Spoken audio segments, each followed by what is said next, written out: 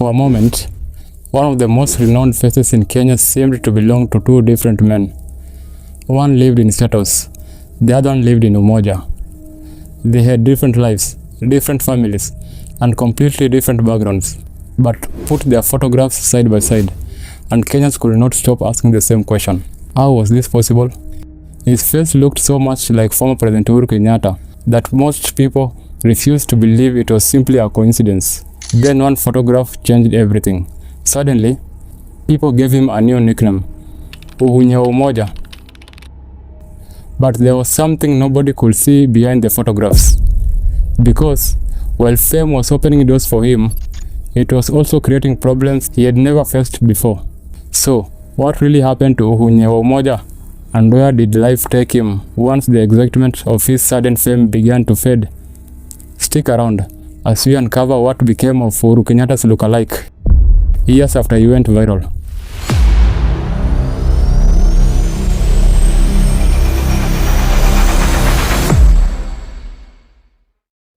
Before any of this happened, Michael Njogo Gitonga was just another resident of Umoja Estate on the outskirts of Nairobi.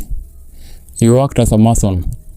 Outside his neighborhood, hardly anyone knew his name. He lived the way millions of Kenyans do, quietly, away from the spotlight, simply going about his daily life.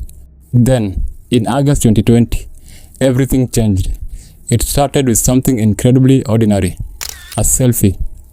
Michael had taken a photo with a friend, and somehow it found its way on social media. At first glance, there was nothing particularly unusual about it, but then people started looking closer. The facial structure, the complexion, the smile. There was something strangely familiar about this man. And once people saw it, they could not unsee it. Michael looked similar to the man who at the time was Kenya's president, Uhuru Kenyatta.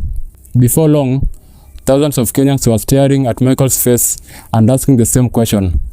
How could two unrelated men look this similar? Some believed the resemblance was simply too strong to be a coincidence. Others laughed off those suggestions. But whatever people believed, one thing was undeniable. Michael's life had changed almost overnight. He had not become famous because he was an actor, a musician, or even a politician. His face had made him famous. And because of his striking resemblance to Uhuru Kenyatta, Kenyans gave him a nickname, Uhunye wa Umoja.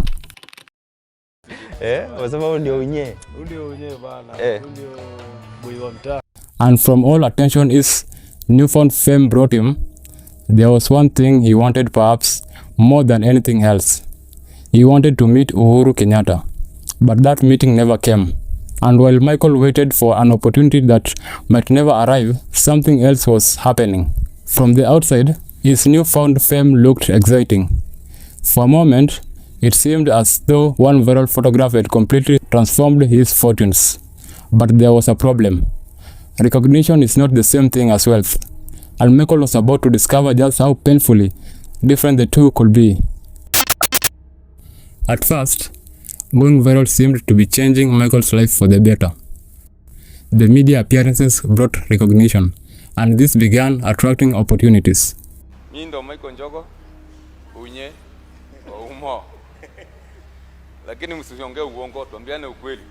Trust the process. Then came one of his biggest rewards. After COVID-19 restrictions affected bars and disrupted his source of income, Maridadi Motors reportedly gifted Michael a brand new Nissan Note valued at around 600,000 Kenyan shillings. The idea was simple. The car could help him start a taxi business and create a new source of income. Tukakubaliana. Sasa nikipatiwa kigari kubwa nenda nilalishe hapo nje kwa proti. Inanisaidia na nini? Hainisaidii anything. For a man who had become famous almost by accident, it looked like his viral moment was finally turning into something permanent. And the car was not the only benefit. Michael appeared on mainstream television stations and digital platforms. Local businesses also saw an opportunity. For a while, Michael had something many viral personalities dream of. He was converting attention into opportunities. But there was one major problem. Most of those opportunities were temporary. And once the excitement surrounding Kenya's presidential lookalike began fading, so did many of the opportunities that came with it. That was when Michael discovered the difficult side of becoming famous overnight.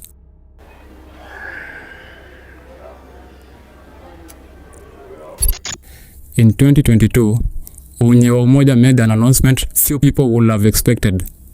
He wanted to enter politics, and not at the bottom. Michael expressed his ambition to vie for Kenya's presidency. Nasimama kama president of the Republic of Kenya na independent. It seemed like the perfect continuation of the Umoja story, but his political ambitions did not go far as he had hoped. Michael eventually withdrew from the presidential race, and around the same period, the downside of his unusual fame was becoming increasingly difficult to ignore.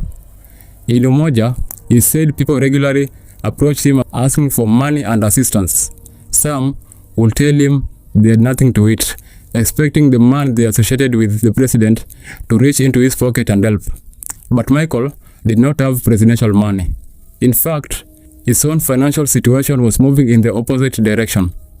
The media interviews, promotional opportunities, and promises that had followed this viral rise were beginning to disappear. Without enough capital, his businesses struggled, and what followed was a period of growing financial and personal hardship.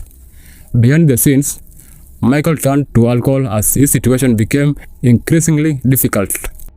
By 2023, he entered rehabilitation as he tried to overcome his struggles and rebuild his life. More than 5 years after Michael's rise to fame, Nairobi County official Geoffrey Musalia brought him back to limelight.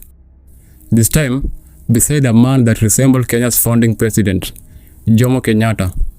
Huyu ni mtoto wa Uhunye na huyu ni mtoto wa Jomo. Wewe unamfahamu baba yako? Na baba yako unamfahamu? Umeuliza ile swali. Namjua babako? Sijui.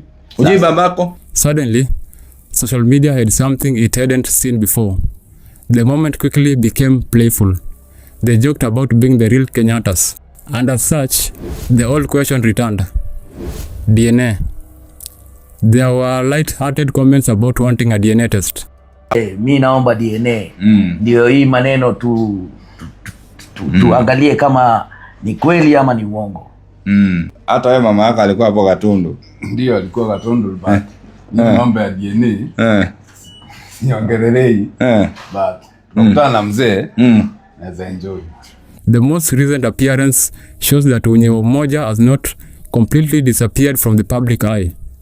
It is simply that his famous lookalike, Uhuru Kenyatta, no longer received the same level of attention he once did, and neither does Michael. But years after that first viral photograph, the striking resemblance that made him famous still gets Kenyans talking. If this video has given you a better understanding of where life took Uhuru Kenyatta's lookalike, Michael Gitonga, make sure you like the video and subscribe to the channel. We will be covering more fascinating stories like this one in the coming videos, and you won't want to miss them. Thank you for watching, and we will see you in the next video.